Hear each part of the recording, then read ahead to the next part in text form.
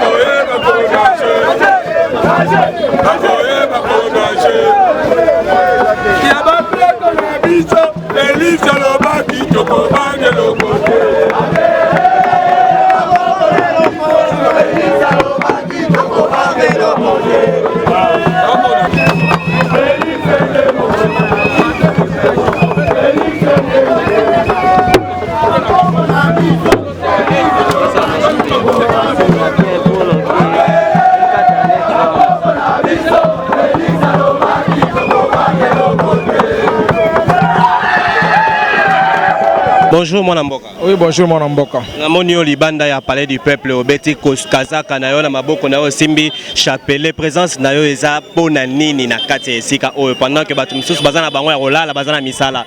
OK, présence nanga awa ezali toyeko sepela pona destitution ya bureau ya Assemblée nationale oyo ekamami na mwana mboka Janine Mabundi na do bureau na Mobimba elongo. OK.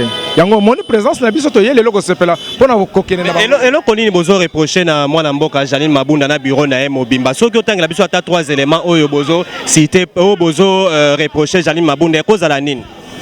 Dans un premier temps, Janine Mabunda n'a pas une maturité politique. Donc vraiment maturité ngote.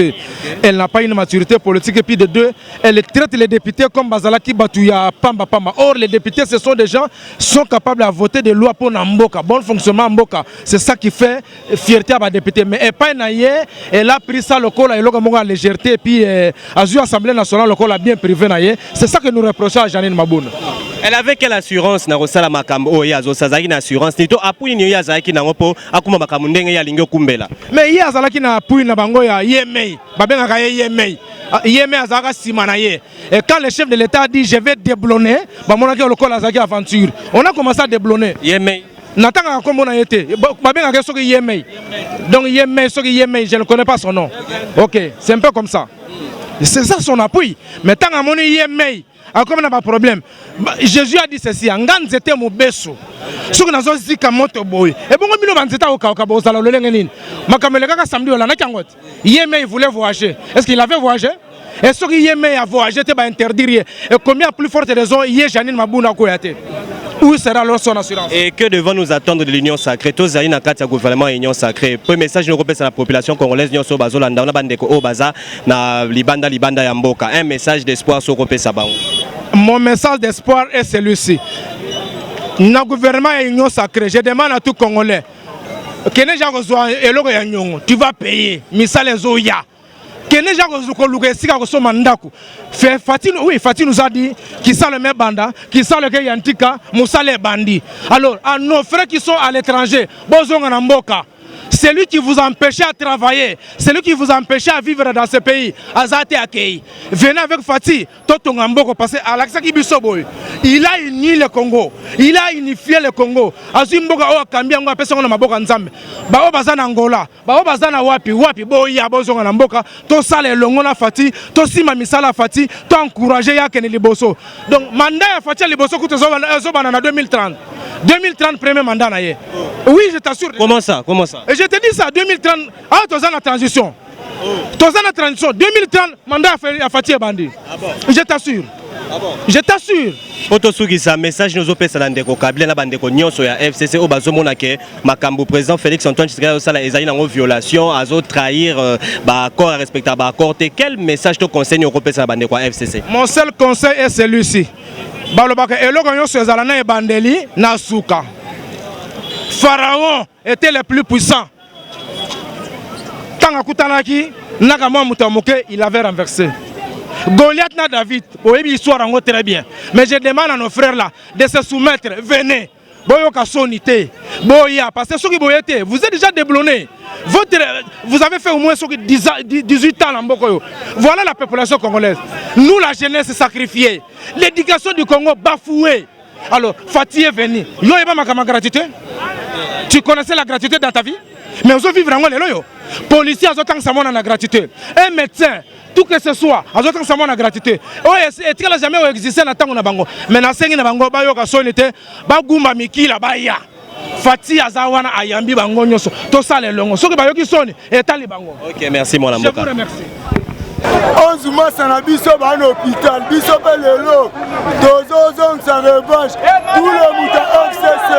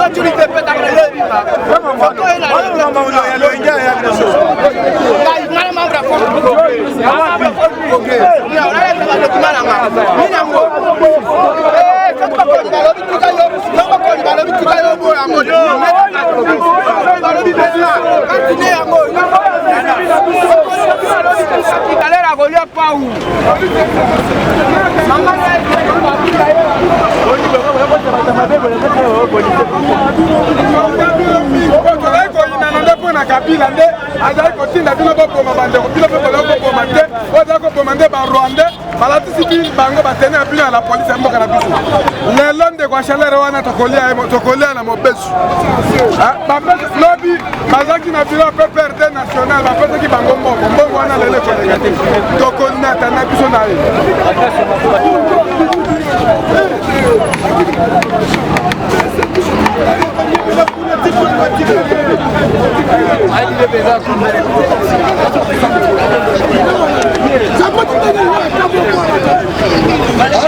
Voilà, merci Kelimboma de revenir sur le terrain avec moi. Je suis avec l'internet de l'IDPS, RFI de l'IDPS. Narotika Yemoro APC là. Voilà le message qu'il est en train de passer. In God we trust. In God we trust. En Dieu nous croyons, en Dieu nous espérons. Quelle que soit la durée de la nuit, le soleil apparaîtra. Prophète Ghanéen Moko, pasteur Ghanéen, Ayaka un jour, présent prêtera serment. Tant ensemble la président, pour président Mikolo a remis Fachi Volcan, Fachi Soleil, Fachi Mukish, Fachi Beto, Fachi Aigle. Prophète Wana a le biboy. Nzambe azotali sangai, orobi ma majorité na parlement sans passer par dissoudre. Et salami lelo. Tango bozomo na biwa mabunde koi, je dis c'est le Congo nouveau. Le Congo mbaramoko esekui. Bana poto na kosabino te Congo ekomi elengi. Tolobaki yango IDPS torobanga soute, mais torobangisa. Tozo pesa garde. Avion rwandais oyo ekitaka awawa. Rwandais. Avion wana ekotisi biso batamaboma rwandais. Tokangi batamaboma en désordre ba milice. Tokangi bango 15. Tokatika bango na aéroport Ndolo. Bazolo ba kinya Rwanda. Donc ça dit quoi? Donc ça dit na des aspects. Ba soda ba avion wana eutaki na batwana wapi. Donc ça dit quoi? Ba mercenaires. Ba milice bayaki ba tenter ba sala coup d'état. Mais Nzambe a confondre bango yanga moni na commis en anglais et ne garde with Strauss. En Dieu nous croyons. To kombo li bango en désordre. Libala wana essaie koufi. To ebisaki bango et on a ni coalition, ni cohabitation, ni accord, c'est que déboulonner le système. Est-ce que Ndeko Janine Mabunda na bureau na ba ko répondre lelo pour lelo ezali mo kolonde makamfo esila. Ndako na se pe la ba yate et on sait bien. Donc ça mal nécessaire. Donc ce qui Mabunda yete est confirmé bango que non, bango ba tu basali que parlement est comme aboye. Et puis mauvais souvenir ya Mabunda. Le règlement d'ordre intérieur, il y a parlement à violent. Lobby à terre au fond d'abus par Leila, Zerougi. Maintenant, mais à confondre. Alors, nous avons bureau à parlement quoi? Veut dire que Kaboni n'a pas Rwandais. Donc, Mboka Nabiso est RDC. Mais ça dit Rwanda dirige le Congo. Maintenant, tu récupères Mboka. Plus 243. 97 20 44 237 plus 243 97 20 44 237 internet de l'IDPS satellite. Merci beaucoup internet. Kelimboma nous continuons toujours à moi na mboka mususu alati kitoko abeti veste ko assister na makambo zo le kamokolo alelo ndeko oyero luka nini oyero tala nini ozo observer nini ndeko tout d'abord na question mote. OK, awa toye ko assister ko accompagner ba député na biso. Bao baye po balongola Madame Mabunda na bureau na yenyo songo bimba. Nde loko toye ko sala awa po to accompagner bango baye ba ko sala musala o kitoko o ezana soutien à peuple congolais nyo songo bimba. Nazakanga moko te otali libanda toze belé. To yaki pona ko accompagner ba député na biso. Ba oyo bazo sala pour le changement. Ba o bazo sala pour peuple congolais ACP là. Pour peuple congolais alungwa na boumbu. Alungwa na Bumo Kabila kangaki bango banda 18 ans. Yango nde toye le lopo Madame Mabunda akende ba examiner pétition na ye ayeba na kokende. Mais bazo signaler biso ke na kati kuna baza ba Rwandais misatu. Jeannette Kabila na Nemi Mwilanya na la mère Mende. Ba corrupteur minene ba miyibi. Ba yepo ba la corruption na kati bo ba yeba ko bazo ça la corruption sur terrain. Bazo ça la sur terrain ko. Mais ekosimba te. Ba député so basi batimbeli basi ba moyi balunga epa na bango ce qui mandat est silende ko il faut aller kotika ce qui loko ezo simba lisusu te tika yango ndeko yango nazo profiter na micro na pona ibisa peuple congolais boy nazo bengisa bino dimanche boya na fikino liste ya mokonzi monoko ya mokonzi honorable Peter Kazadi na heure ya 14h azana meeting ya vérité po ya koyebisa bino vérité ya ba enjeu de l'air o ezoleka boya ebele honorable Peter aoyebisa bino o ezokoka. Merci beaucoup mwana mboka la monio awa bien moniere na okaka ko kumbela idéologie ya papa Félix papa Etienne Tshisekedi et lorni sali ke bocha Janine Mabunda libanda pe bozo soutenir yango pona nini. Merci ndeko journaliste ngana zolo ba makambo ebele nazo rappeler bato ebele ndenge zali awa eloko tozo tia mama Janine Mabunda libanda mama wana za na respecte ya ba mama na mboko pesa na respecte ya peuple congolais. Est-ce que maman place yo zali yo zo servi autorité morale pour servir nation, aux autres travailler une autorité morale. Oh, déjà mandat n'a pouvoir et c'est ça. Nani autorité morale. Autorité morale c'est Kabila. Oh, Tobengi. Hippolyte Kanambe Kazembere, moi Marceline. Il y a papa Christopher. Il n'est pas si vivant. Yangwana Tozolo Banoboy. Maman Jani Mabunda. Oyoki Sibiso Son. Deuxième personnalité à Mokoyo. Il y a bon maman. Oh, il a dirigé l'institution Ezalio. Mais, Natango ya Mobutu. Maman dirige à quitter. Natango ya Joseph Kabila. Oh, dirige à quitter. Mais Fatih Beto yena bomawana atali alobi non oya za mama ba Melissa biso libele mama oya bokola kabiso comme maman Marthe mais après si yo poste muneno yo mama ozobeta kara peli susu na ya bisayo madame Jani Mabunda pe bato FCC boyeba ke peuple azali majorité kolekabi bino ozolanda ngo bino boyaki mpona biso totinda bino na palais du peuple ozolanda ngo mais biso tozali majorité kolanda bino mais monsieur Kabila merci moi Mboka merci message d'ailleurs Seleki merci ndeko la moni yo oye awo ndimi ko telema na moi lati chemise na yo manche longue mais ozozika na kati ya moi ozo ko soutenir nini vraiment eloko ezaka moko toyeli awa toza na poste ya bureau wana kende bureau Mabunda ba incompétent ba incompétente donc bandeko bazokoka ko sepelisa peuple te biso net votaka bango lelo bazopesa biso souffrance lokola ba député tenga na koloba boye bato ba votaka Mabunda soka ina province na bino bo benga na ye bo bete même mabanga ata responsable te na koloba boye na mukuse ete banda koloba ete biso majorité biso PPRD FCC toza la majorité parlementaire lelo monani ete baza bato lukuta ba bato koloba bo solo te aujourd'hui ba monani ete baza minoritaire baza mukie et lelo vraiment na sepe na ba député nyonso oyo ba voter pour na bureau Mabunda koya na pesi bango longonia balingi peuple na bango ya avancer. Ça prouve que bazana souci ya mboka est développé. Bande ko wana bakenda libanda mboka. Ba mona ba mboka musunenge zalaka. Mais vraiment courage, toye bien toye awa pone longue ezali. Merci beaucoup. Merci beaucoup moi mboka. Étranger te ba infiltré te ba meka kopesa biso no impact ya mokwalelo ezali nini. Merci beaucoup ndeko journaliste. Je kokoti mangaye yo oboyo kaka na ba chaîne na bino. Impact ya mokwalelo ezali fête à diplôme te, ezali fête à mariage te, ezali cadeau ya bonne année, oyo mokonzi mboka abombelaki biso. Ndebo moni toza na esengo ya koya na palais du peuple. Ndenge toye awa, toye ko féliciter ba député mature. Oyo balakisi que conscience na bango ezali wana pona intérêt ya peuple congolais. Mes chers honorables députés, topesi bino balongonya mingi. Peuple congolais toyeko soutenir bino pona kokwayisa bureau ya Mabunda. Depuis 2 ans, il n'est que de l'indiscipline vis-à-vis ya bureau ya Mabunda.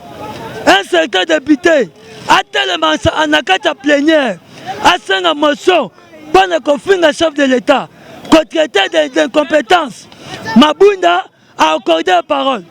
Mokonzamboka kende libanda, aloba, awape Mabunda, a bengi chenaye, a lobby de n'importe quoi. Jusque où? Chef de l'État Salaboy, Mabunda a les lobby, nous ne sommes pas dans une république de juges. C'est quoi ça au juste? Mokonzamboka a annoncé dans le palais du peuple que les juges ont prêté serment pour la consolidation, il y a état de droit. Mabunda, un président de l'Assemblée nationale, a permettre que Aya, qu'on aurait chef de l'État, a qu'un comme le whisky, n'a le toko na kingakat. Ce n'est pas normal. Oui, Nayango, tu soutenir Mokonzamboka, tu allé derrière décision chef de l'État, union sacrée pour la nation. Voilà. Merci Mwana Mboka. Mwana Mboka na monyo na se ya moi. Olati chapeau bien chemise à manche koto teki bana na yo na kati ya ndaku me oye ko baluka libanda pa du peuple ozaro luka nini to nini zo justifier présence na yo awo. Oui, merci beaucoup, merci les journalistes pour la question, merci pour la parole. Okay. Je profite de vous présenter mes meilleurs vœux. Merci pareillement. Merci beaucoup. Si nous sommes là, c'est parce que nous sommes là pour accompagner les députés matures, les députés conscients, les députés qui ont compris que c'est le moment d'écrire leur histoire, c'est le moment de combattre tout ce qui est tout ce qui n'est pas des côtés du peuple et accompagner la vision du chef de l'État. C'est pourquoi présence Nabiso au Monitoza Libanda, pour respecter mot d'ordre dans la police nationale congolaise, hormis le député, nous avons accédé à la installation. Non, non. L'IDPS est parti à intellectuel, esprit à parti à démocrate. Mon frère, les images au binomoro memela kibiso, tout le monde qui va identifier voire même le président il y a la ligue des jeunes, il y a peu perdu. Parce qu'il n'a pas machette, les images sont claires. Bomoni yango. Alors biso to yaki na machette, to yaki pour la unité. Biso kuto to yaki juste pour soutenir ba konzi.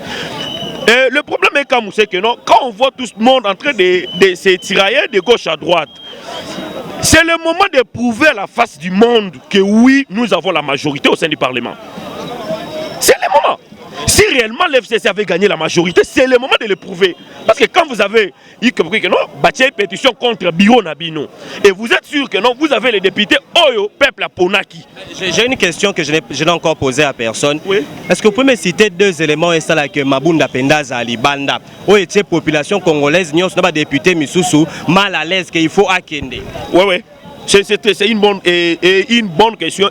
C'est ça même la question qui peut répondre à la première des choses que le député eux-mêmes reproche Janine Mabunda, c'est quoi? Janine Mabunda, depuis Azawana, elle ne respecte pas le peuple congolais, elle ne respecte pas les députés. Janine Mabunda dirige cette Assemblée nationale vis-à-vis des injonctions qui viennent de Kingakats. Deuxième des choses, toutes les motions députés bakoma envers député mandateur ministre interpellé dans l'Assemblée nationale comme ils sont de la famille politique. Moi Janine Mabunda n'a jamais interpellé un ministre ou un mandateur ou sa famille politique naïe mésurance vis-à-vis de la député national abanda ko respecter bangote on a bango collé, n'en parlons pas. Allez-y comprendre. Même le salaire, il paraît même les salaires. Un député, un élu du peuple, pour se faire soigner, je ne peux pas citer des hôpitaux pour la publicité dans la chaîne Abino. Pour il faut encore Janine Mabunda. Atinda nanu médecin naïe. Médecin ceux qui a confirmé que oui, au quoi qu'il y a na première ou bien au quoi matana mongaliema na hôpital moko songo pas qu'à la pose au traitement. Allez-y comprendre, un élu du peuple. Maintenant si Janine Mabunda a un problème, Janine Mabunda a quoi kolobate. C'est ça le pourquoi et pour faire que non, Janine Mabunda a manqué du respect envers le président de la République. Oui, je profite aussi de votre micro pour dire que non, le député conscient, pas les députés nommés de l'FCC, c'est le moment d'écrire leur histoire. Parce que l'institution est l'écara, merci Mwana Mboka. Kelimboma, nous sommes en train de continuer le moyen ambiance Zali Banda ya Palais du Peuple. Tous les Congolais sont mobilisés, sensibilisés à soutenir la démarche qui avait commencé à être faite dans Makambwa. Pétition au Etali Janine Mabunda. Alors nous allons continuer à faire les tours et prendre certains Banamboka au Baropesa toujours Nakati ya micro Nabiso. Kelimboma, à toi l'antenne. Voilà, chers abonnés, nous sommes toujours ensemble avec Kelly Mboma. C'est comme ça que ça se passe en dehors du Palais du Peuple. Mais nous nous abstenons de donner toute information na Oyezo Salema na kati. Ponan na kati to kotite. Biso na kati ya chaîne na biso tolobara Oyo tozo mona tolobara Oyo Ezo Salema. On ne peut pas parler na eloro Oyo to monité. Nous savons que les ali finalité à Makambwa pétition contre Janine Mabunda. C'est vrai qu'elle est absente, elle est tout son chef et tout, mais je pense que Moussala Ezo Salema installation ya bureau wanapé et ko Salema nango parce que le chef de l'État Félix Antoine Tshisekedi, je vous rappelle, hier avait reçu 3 personnes wana oyo ba kambamaki oyo ba ponamaki pona rokamba assemblée nationale et je pense que tout est bon, il a pris acte et nous allons voir que donnera les résultats après élément Oyotoki, élément Mosusu, en sorte que voyez qu'est-ce qui s'est réellement passé à l'intérieur. À Watozaka Nalibanda avec Limboma, je profite aussi pour dire merci à nos abonnés pour les commentaires, au boché la rabiso, les remarques et tout. Tozo bundaka pour na bino, tozo bundaka pour na ekolo. Tonton Ricky, le tonton national, a tiki binote à Kozalawana partout kaka pour na rolanda la information. Ata et batamina se amabele na kobandaka kopé sabino information. Toza bongo elongo na population, tozo tambola na bango par-ci par-là toyoka makambo oyo bango bazolo ba la police pe azawa nazo continuer ko sécuriser. Lelo sécurité eza makasi par rapport ya ba bavure oyo ezalaki ebele belé na mikolo oyo ute koleka bolanda na ba rétro na biso d'actualité auto salaki mobulo ezalaki makasi la semaine qui venait de passer mais lelo moi sécurité ezali il y a pas d'entrée sortie donc même pour avoir accès au palais du peuple balobi lelo soki ozali député te okokota te batu ya presse msuso bayaki avant pour na biso ba embouteillage baso de mouton toyaki retard na kelimbo ma moyen to accéder ezali te alors toki kozonga boyete sans que toyoka base baloba yango toyaki na kelimbo ma toujours to continuer kaka libanda kozwa ba information ya makambo oyo salema na kati ya mboka na biso boyoki ndenge peuple congolais azali koloba boyebi ndenge nini bazo reprocher na Janine Mabunda nini bazo mona ya bien et pas Félix Antoine Tshisekedi nini bazo mona ya mabe et pas ya président Joseph Kabila. Lelo ba voyage komi kozala annulé mutolinga zo pepe babisie zongana no awa, ça veut dire que non le chef d'état zana makanisi ya ko unifier Congo pe abenga la badongolo misu nyonso na kati ya étendu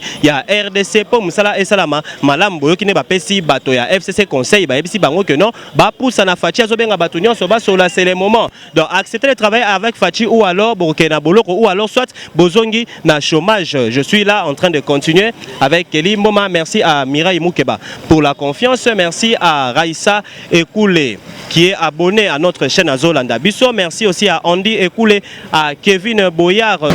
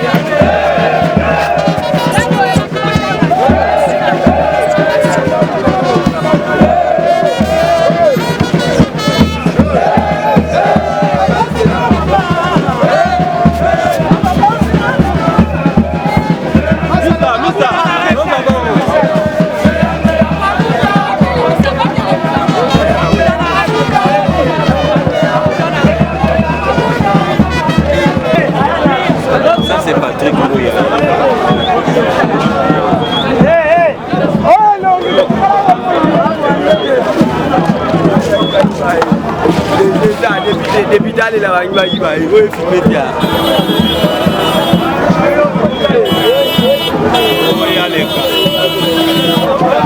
dale ba bangi ba dala mboka te o mboka te depuis dale la bangi ba o depuis dale muto dati kaka boyi ba Rwandais ninga za boya zo songe pa na bango Kabila za mwana mboko te ezala ba chinois oyo ba uta Chine basali inane déjà a bato balingana peye balo bakinga za congolais aleka alo ba lingana to confirmer abomi moka oyo batonga kinga kati ya 2 millions na kinga kati ba venir kitoko ezali biso na selema dans les alakate abele malamu ezalaka te makambo yoso asali na barrage oyo asala tala na kisensu bato bana kozwa courant asali na bagage asali na parc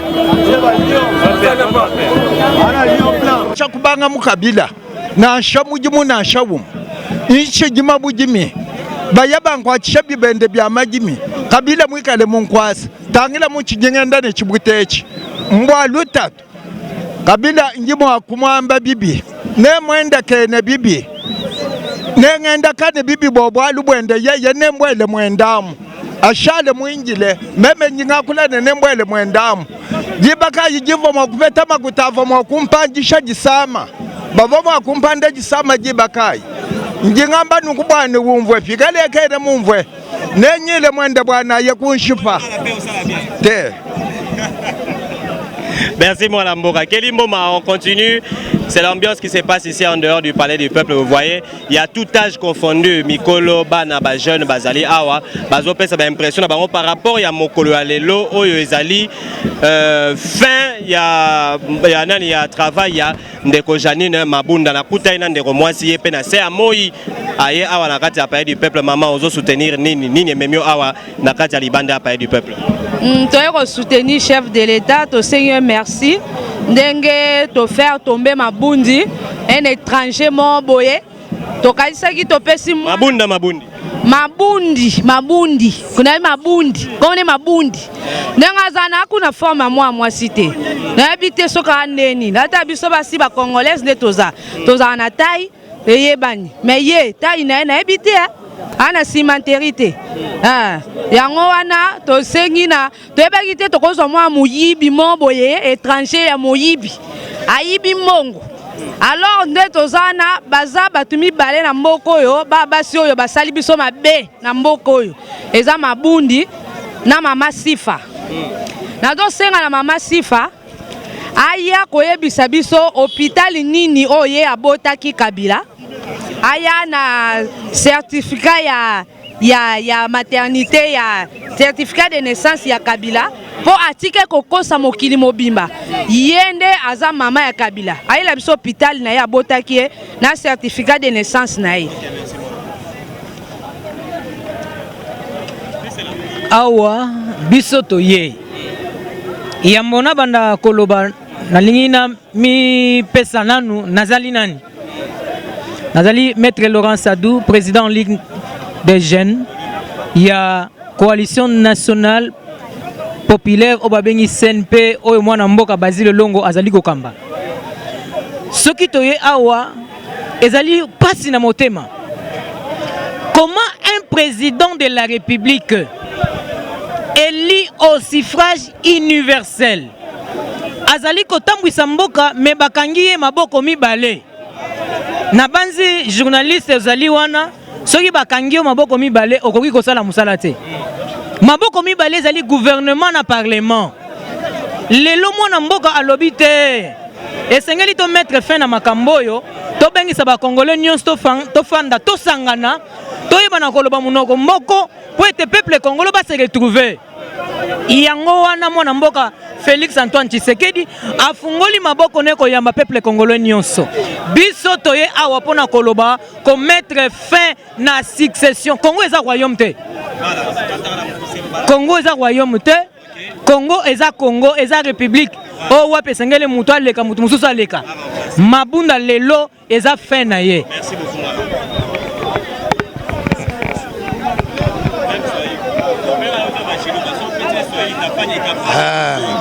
Niko moja wa bakongole niko mmoja wa Bakongole, tunakuya hapa kumsoutenir chef de l'etat mu vision yake. Hapa tuko kabila yote ya kuchangana. Chef de l'etat akufukuze muntu, asikuchague muntu wa kabila ikwe lugha, asikuchague muntu hapana. Hivi tuko hapa Mabunda anabeba Assemblée nationale, sa kitu yake balimuzala nake kwa mama yake. Shimuchamba hapana. Kwenye alitokea sikujua kama alikuwa na Sena mposh, mama yake anamuzala na Sena mkuposh. Ba sénateur banapita kama ni Sena kama ni Assemblée nationale, excusez-moi le terme. Assemblée nationale ya kwa sa kitu yake alitia kuposh, ndio azutumikisha vile anapashwa. Nasema leo kazi yake inaisha. Leo hapa sheba Kongole yote tunaitana hapa tuone mwisho wa Mabunda ende. Bakabilise bote, kabila ashapata franga yake na banduku yake bote. Kaka mimi nataka hivi. Nataka weye mtoto wa Kongo upase message moya na benye FCC. Na benye beko na tafuta nani, beko na comment on dit, na benye beko nyuma ya Joseph Kabila. Message kani unabanipa na joba événement hii. Merci beaucoup. Sijue kama bale batu banakuwa na batoto kunyumba. Kwa lakini wewe unatumika beko nasema anatumika mzuri pendant 18 au 21 au banafanya. Sasa sheba Kongole tunatoka hivi juu ya nini? Inapasha bakwe na aya kama mtoto yake ule eko nenda kwa masomo. Papa, tu as dirigé pendant 18 ans. Et pourquoi toutes les personnes là sont en train de protester contre vous? Atamujibu mtoto yake nini? On avait le régime passé, ville morte, Mende passe à la télé pour dire aux gens ah ville il quoi échec du à opposition, alors que chaque Congolais alona sema matransport ilikuwa napita vide. Hiyo naforma va et vient vide. Si jue kama mtu mwenye anampachaka Mende confiance, anampachaka Obemina ko confiance, anampachaka kama ni bote benye balifanya ku FCC. Na benye balikuwa mu opposition sa ba José Makila, ba Steve Mbikai. Balikuwa na kombana na she na batu hapa she tuko nyuma peuple. Sasa leo peuple ayo hii kubalabala. Batetuambia tena nini? Beko nataka mbloquer Fachi atumike na idea yake anakuwa na mzuri. Merci beaucoup. Merci beaucoup. Kelimbo manazo mwana sima na yo bache na ebite na benga ngo banderole na moni bache faute côté à Janine Mabunda, ça veut dire que c'est fini aujourd'hui pour Janine Mabunda, c'est fini pour aujourd'hui. Batunyo su bamama bafandi les bandes bafandi na se, tout le monde se sont mis par terre pour na rolobake non. Aujourd'hui, c'est la fin de Janine Mabunda. Botala ba maman ndenge bazoloba, botala ba maman.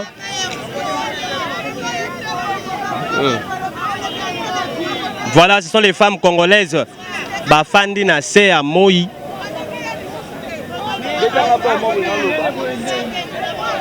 Pour arroser la sort, il y a Janine Mabunda.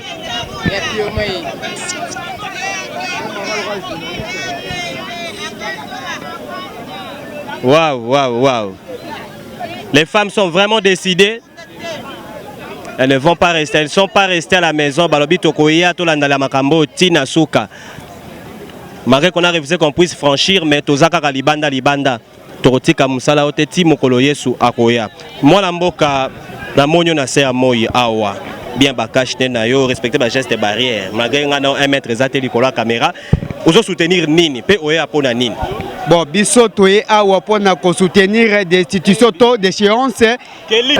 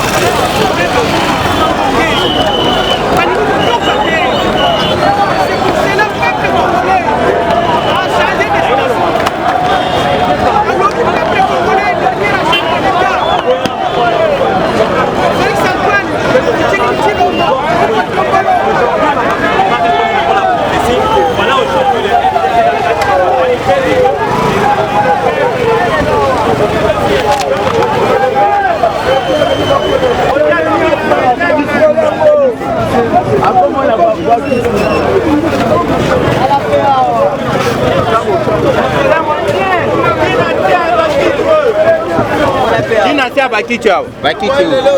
Kichwa bashete.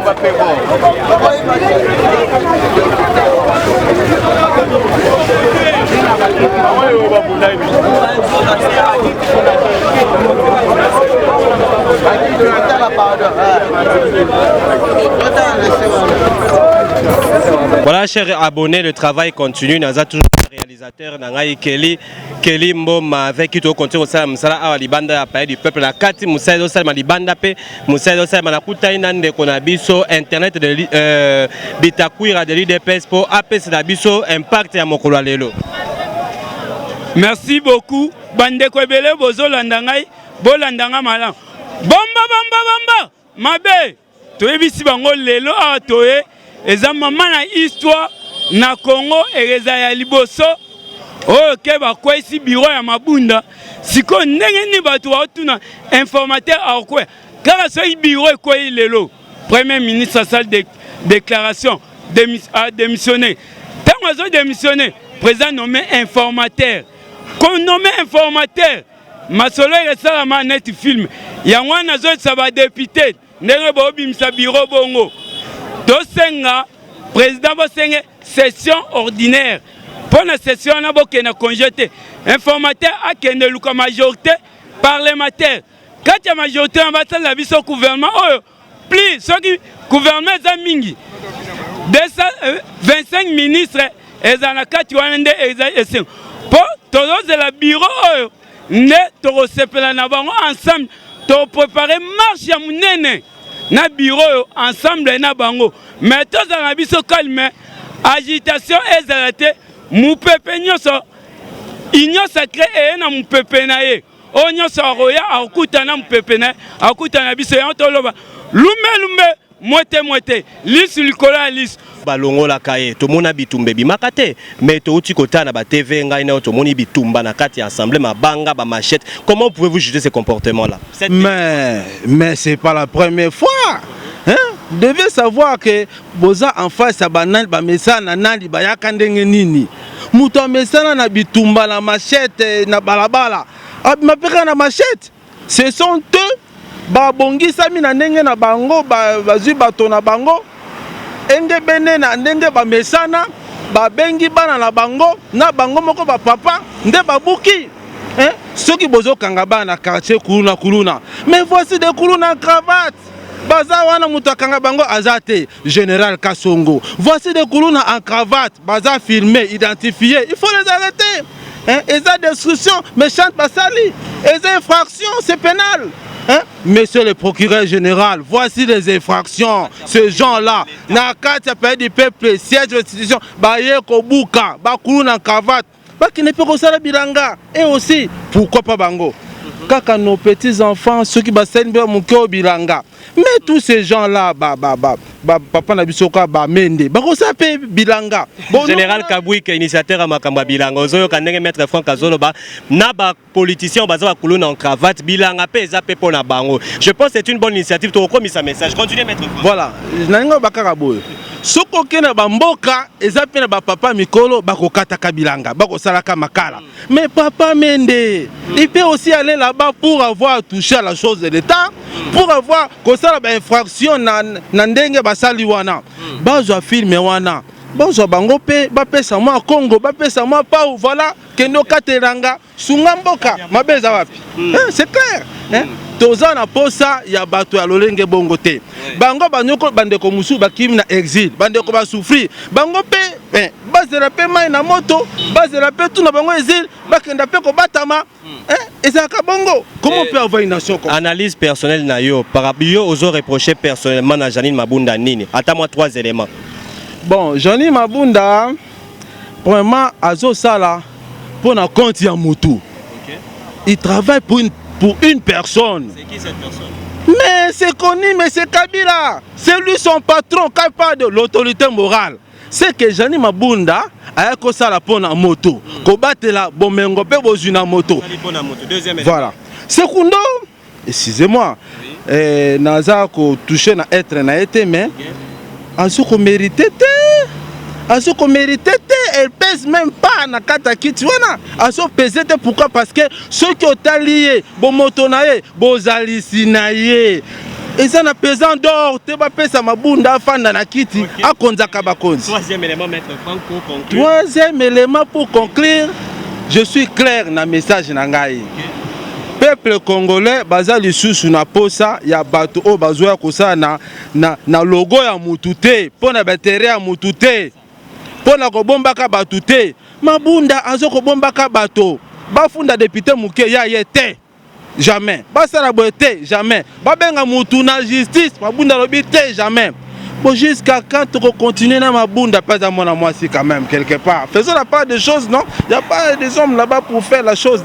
Voilà, nous sommes arrivés à la fin, chers abonnés. Balandina biso, oyo balanda biso, mais sana kolanda. Tonton Ricky le national sur le terrain, Zalaki Bongo, na cadre émission Nabiso Tokendaki, Kosoana peuple congolais par rapport à pétition où Ezaki signé contre Janine Mabunda. Na Kati Moussala Ezo Salema toujours. Je vais revenir sur d'autres éléments, sur d'autres adresses, comme l'a dit le chef de l'État, pour vous informer ce qui s'est réellement passé à l'intérieur comme ça. Beaucoup plus de détails na Kati. L'autre yaki karapona tosolana population bapé ça va impression à bango par rapport à Mokolalelo jeudi pour l'installation il y a bureau ya Sika Moussezo Salamana Kati ngana bino tokutana au prochain numéro. Alors toujours respecter toujours ba gestes barrières parce que Covid-19 ezaka ka présent. Alors tolati masque na biso émission comme na suka kelimoma tokutani prochainement.